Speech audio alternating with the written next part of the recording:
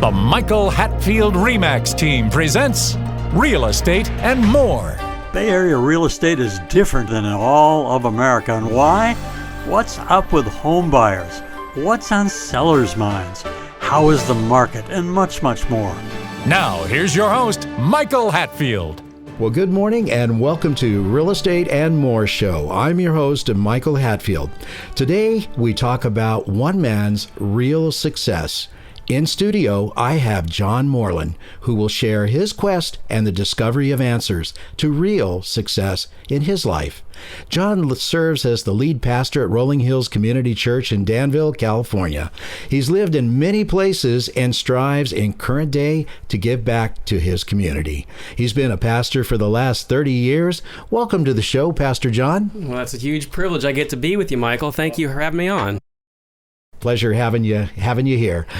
If not in the Bay Area, where did you grow up, Pastor John? Well, I've been in a couple different places. I lived in Wisconsin. I've lived in Colorado in the Front Range. My growing up years, my formative years, were in Kansas City. Go Chiefs! But most of my adult life, at least the first half of my adult life, I lived in Illinois and predominantly in the southwest suburbs of Chicago. Oh, I love the Midwest. It's just such a wonderful place. Some of the best flying I ever did was out of Cincinnati, Northern Kentucky Airport for the airline, and the people back there were just, so nice. And home values were quite a bit different. Yes. When in Chicago, you were in Chicago for a while. Did you find the housing situation more affordable there, or about the same? Yeah, no, it's definitely, if you had an honest job, you worked hard, you could get into a modest home, but a home that you'd love and you could call your own. A little bit easier to get into a house there than it has been for at least for us here. Mm-hmm. I had Pat Vitucci, the Don't Invest and Forget guy, on the show, and we were doing a show on places to retire, and he had put together the criteria that most people think about when they go to buy a home or when they go to retire. If you were to buy a home, would you want it to deal with the snow? Would you want to have medical facilities at your disposal? What about the sense of neighborhood, or more importantly, the sense of community? So I'm thinking that something about the sense of community may have drawn you from snow on the ground to beautiful California. What say you? Well, for me, I'm a pastor, so there was some calling, of course, that was involved, but it is a beautiful place. I brought my wife on our honeymoon here. To San Francisco, went to Monterey, and so I already had it kind of in my heart and in my life, and the weather is just so wonderful. And this place is a melting pot. You get to meet all kinds, and it's transformative in that way. We miss the Midwest. The community that we found there, I didn't mind, throwing snow, but I also don't mind not having to throw snow where we're at here right now. So kind of interesting talking about throwing snow, and I guess I'm breaking the ice, but my little brother, I call him my little brother, he's a United captain, and he had moved from here back to Virginia. And so I call him on the phone, and he picks up, and all of a sudden, all of this noise is going on. I said, "What are you doing?" And he says, "Well, I'm using my new snowblower. I've got to do it." And the next thing I know is there's this big noise. He drops his phone, and the phone apparently went in the snow. And, the next thing I know, it's a few minutes. "Are you there? Are you there?" And then finally he picks it up, and I said, "What happened?" He said, "The snowplow just almost plowed me over." So I think of things like that when I think of the East Coast and places where you have the type of snow. So tell us some favorite things about your favorite location, where you've lived, and I'm hoping you will say the Bay Area for you and your family. And tell us why, too. Wow. So back about Chicago, growing up in Kansas City, when you walked in the store, you could look in people's eyes and they looked in yours, and you could have real conversations. I do love that. I miss that. But I bring that with me. We lived in Colorado, lived on the Front Range, so our house sat exactly at 7,500 feet in elevation, and we sat at the foot of a couple of 14ers. And so we lived in a beautiful place. You didn't go to the park to hike, you just walked outside. And so it was beautiful in Colorado. This has been an amazing place to live. To have the ocean so close, to be in such a close shot with Yosemite and Tahoe, and it's a beautiful place too. We can just walk outside our house, and we're walking up on the hills, and you get to see so much. So I enjoy this place as well. And like I said, the melting pot that this place is, you meet incredible people, just like yourself. Yeah. Well, I don't know about me so much, but the San Ramon Valley is a great place to live, and home prices are challenging. The one thing that comes to mind is that the Bay Area has something pretty much unique in that home values, you buy at one value and you wait, enjoy your home, and then you wake up 3, 4, 5, 7 years later, you look at the value, and instead of what you paid, is what you paid plus a pretty good percentage. And we could go into those all day long, but we're not going to do that today. Don't worry. I don't want to put your mind into that. But that's the great thing about the home appreciation in the San Francisco Bay Area.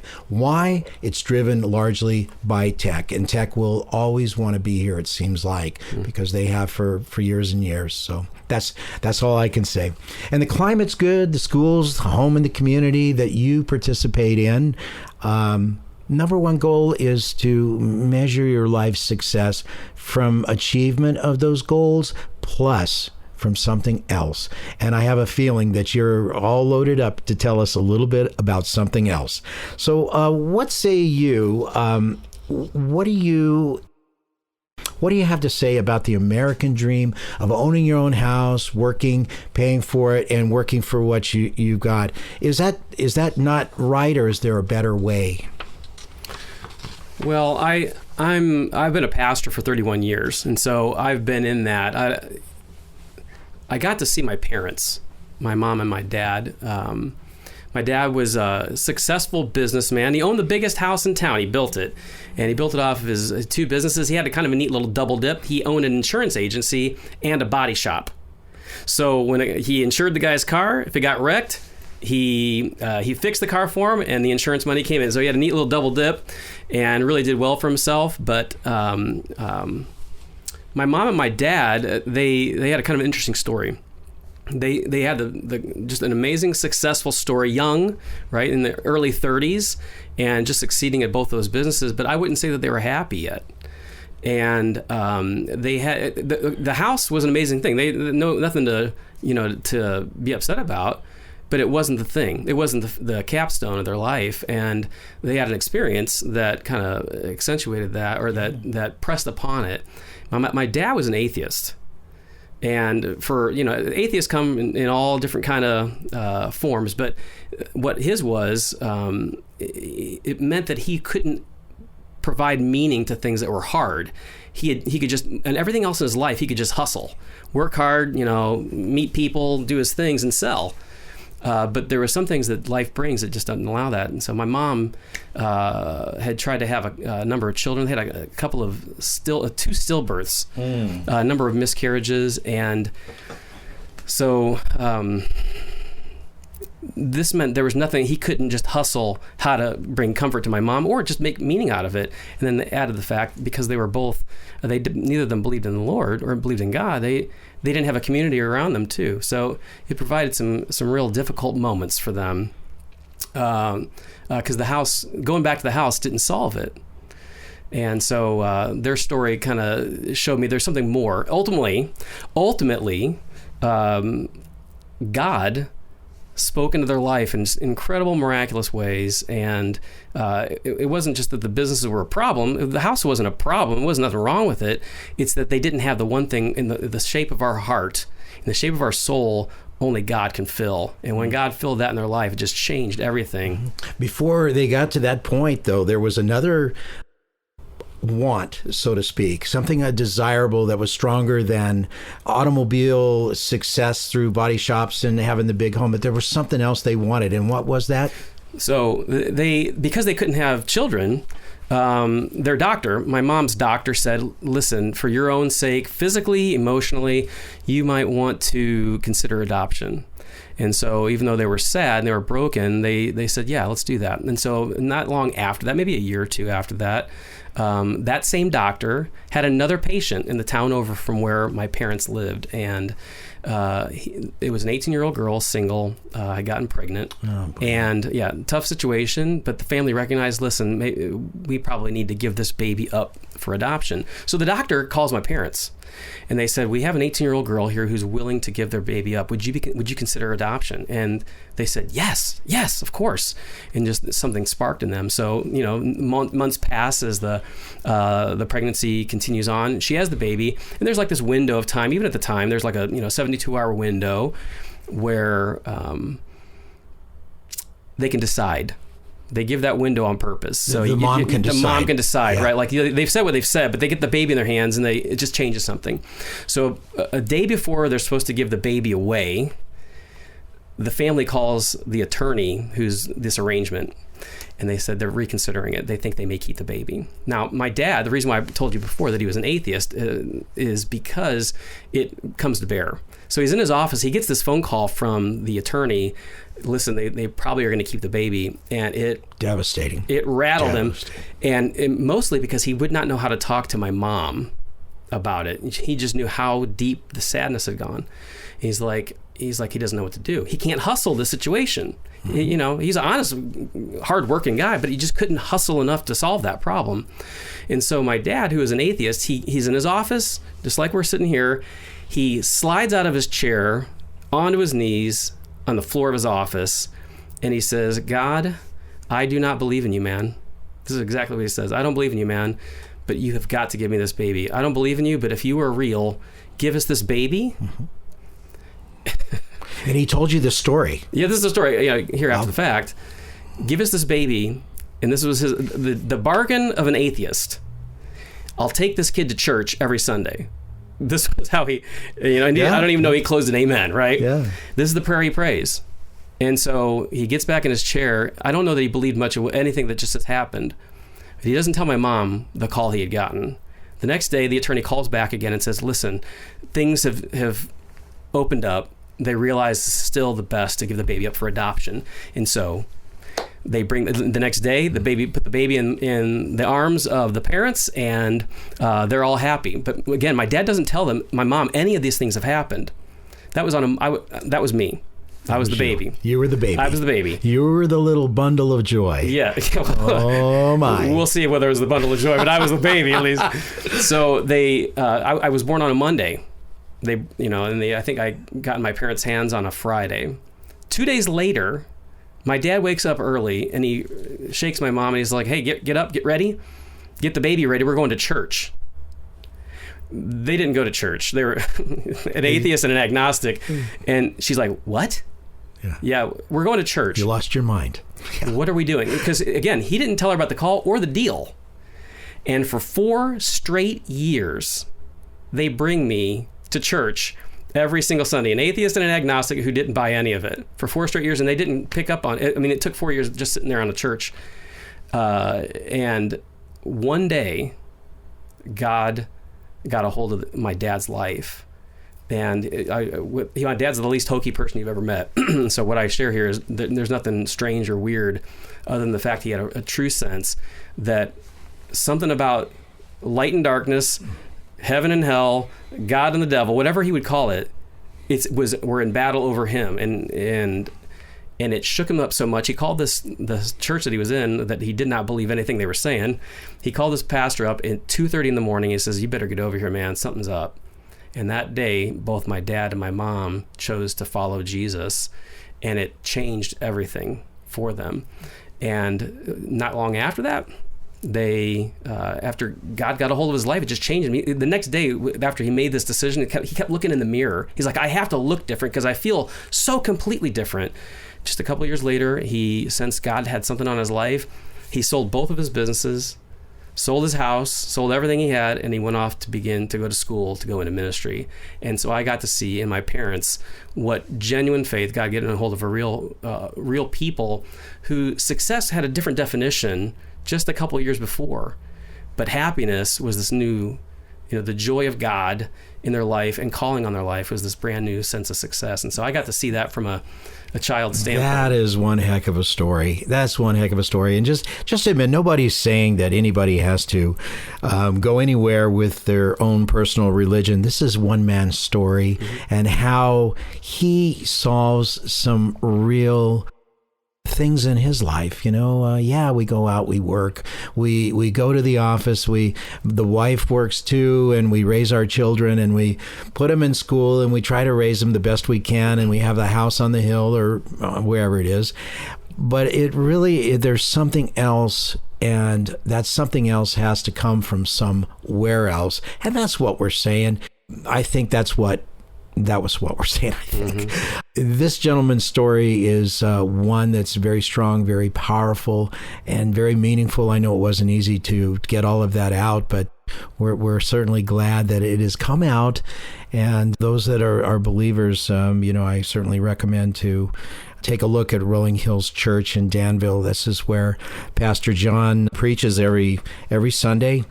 And you know what I like about it? The church is in our community, not just ours. They do something more than just provide the ability for a person to find the faith. They actually go out and they help raise our children. They help us in times of need. They're there as necessary. And like I remember 9/11, that church, those doors were left open. And the whole mentality of the community had changed. At first, it was just, after 9/11, it was just pure shock. And everyone was numb, and they would focus on the television and the television and the television. And then all of a sudden, it was like all at one time, a giant power raised its hand and said, community. Let's get together, work together, do great things with one another. And those doors were open, and people could come in there any time of the day and see someone to help. And the church does a lot in the way of community. And I have to say that that's just an absolutely wonderful thing. What other for the community does Rolling Hills Church provide, John? Yeah. Well, just to speak to what you said, not only do we need to find meaning, and there's the longing of our heart, all of our hearts, to find meaning, but we also need relationships, right? I love the Fred Rogers quote where he says, find the helpers. You can always find the helpers. And that quote really has always stuck with me. In church isn't just like what I gain, like just me coming in and receiving everything. And so that there's a part of me finding meaning is not only me hearing and me processing, but also me giving away. And that's what church is. It's been the specialty for a couple thousand years. We got the teaching from Jesus to be selfless and to love people. And that's a fulfilling part of our life. And so a number of the things that Rolling Hills is just in the beginnings of, but just trying to do our best. We serve in senior homes, and right around our corner we have a couple of senior homes, and just today a couple different teams that were in there, serving them, loving them, forming the relationships. You got families who are served, the kids of families that are served with our Awana ministry that happens on Tuesdays, and our kids ministries every single day of the week, but especially on Sunday. We got teenagers who are served by our student ministries. We've got we strive to serve the under-resourced. We have a number even of homeless here in Danville. Maybe wouldn't expect it, but literally who live here in the community, and we get a chance to serve and love on them. We serve specifically some special needs students and families. In fact, this last weekend, we had this really great event at San Ramon Valley High School that we hosted. It was the event was a basketball event. It's called Hoop Fest, but all the funds that were raised from all the events went to serve a number of different special needs organizations here in our community, along with one student. He's a freshman at San Ramon Valley who is going through a bout of very intense cancer. Oh, no. And so thousands of dollars got raised to pour into those families, and it was just an incredible event, but it's also indicative of the relationship we're trying to forge there. We got an amazing worship band led by a really, really gifted individual. I think he was on your program once before, right? He was. Steve Knight, and they'll put on concerts. You get to hear great music. Mostly, as a church, in the day-to-day life, it is we find the people who are probably walking in the door are doing well in their life because they work hard and they have, from a standpoint of material world, they're doing okay. but they're searching for something more than that, meaning and relationship. And I think in the day-to-day part of our church, it's to come alongside them and share the goodness of God, the love of God, and the community that gets to surround them. I get the great privilege, man. I got a great job. I get to work with people every day. Yeah. And so I live in a beautiful place, and I know that's the nature of this. We live in a beautiful place, but mostly it's beautiful because the people. There's incredible people here. People that need something more than just having a house to go home to, a job to go to every day. It's important to have meaning in your life. You provide that to the congregation, and that's really a wonderful thing. A sense of community is just everything. And by the way, Nancy out at that Hoop Fest, and she's attested that it was really great watching special needs perform with their basketball and going on with it. And these are the kind of things that just are so part of the community. And you're doing a great job with that, John. Everyone appreciates that. 9/11 was a very unique time. I keep going back to that because to me, I was in an area close to the frontal range. I was in Colorado Springs when it actually occurred. My co-pilot had showed up for the trip on the 10th of September, and he looked like he was bothered about something. I said, what's wrong, Andrew? And he said, well, my wife just told me she's pregnant. I just got a deployment notice as an F-16 reservist pilot to Afghanistan, and I got a layoff notice from Delta Airlines. So I've got a little bit on my mind, and I said, yeah, you'll be all right. So we go on the trip in 9/11. We're in Colorado Springs. Wake up in the morning, the first airplane hits the tower, the second airplane hits the tower, and then we try to report to work, and obviously we're not going to because all of the airplanes have been ordered out of the sky to the first available airport, suitable airport. And then we all congregated in one big room. And at the hotel, we went back to the hotel, reclaimed our rooms so that we had one because there was a lot of airplanes converging on that very airport.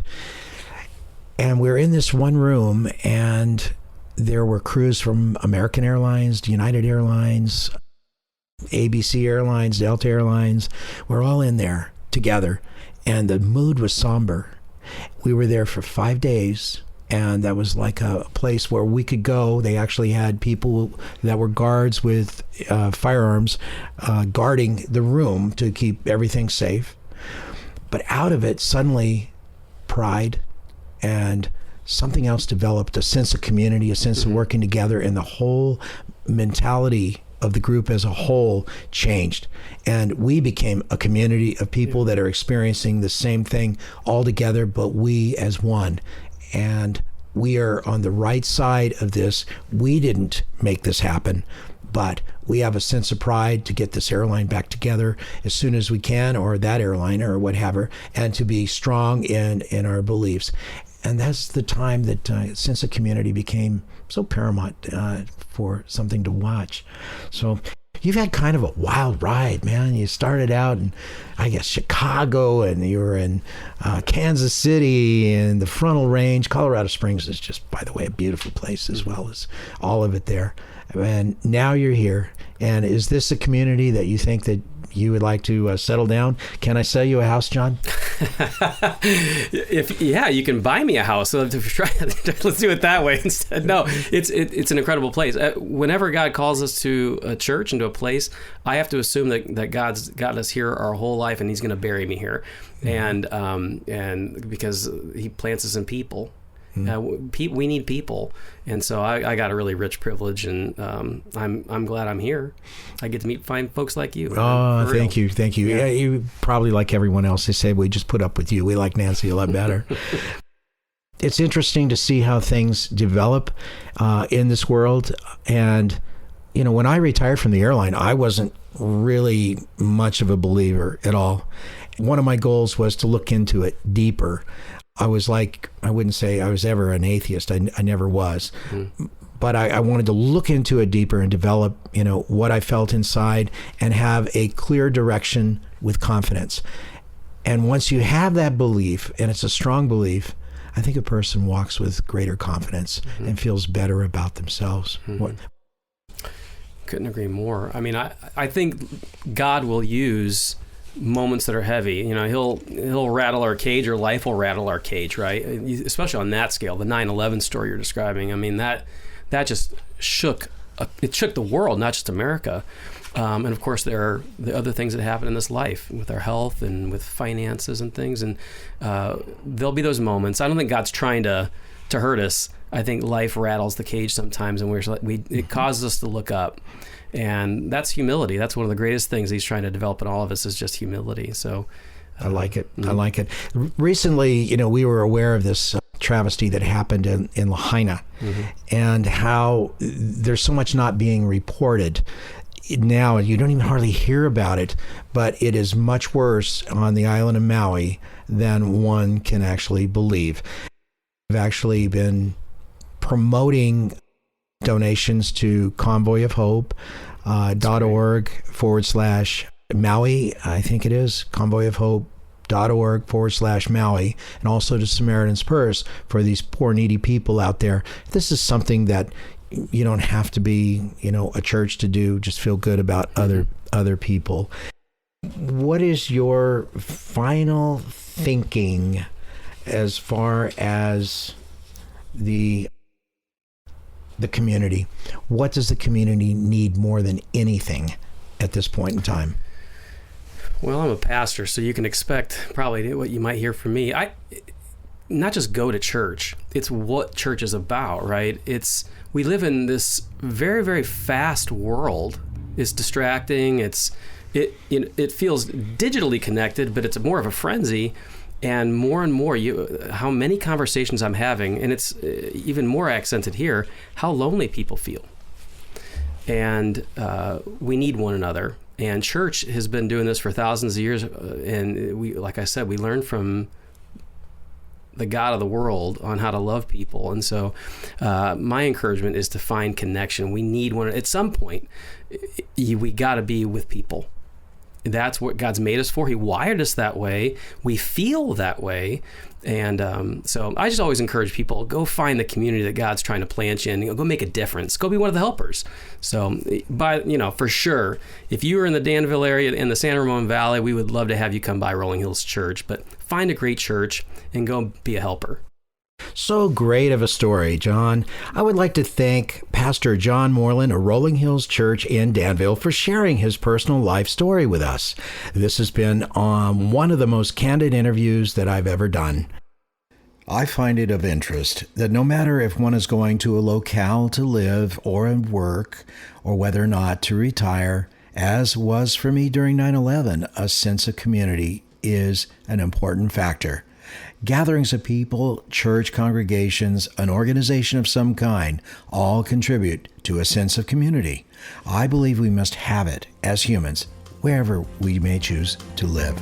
Interesting people, topics of the day, and of course, real estate. It's time for a short break. You've been listening to Real Estate and More. I'm your host, Michael Hatfield. We'll be right back with our next special guest. Stay tuned.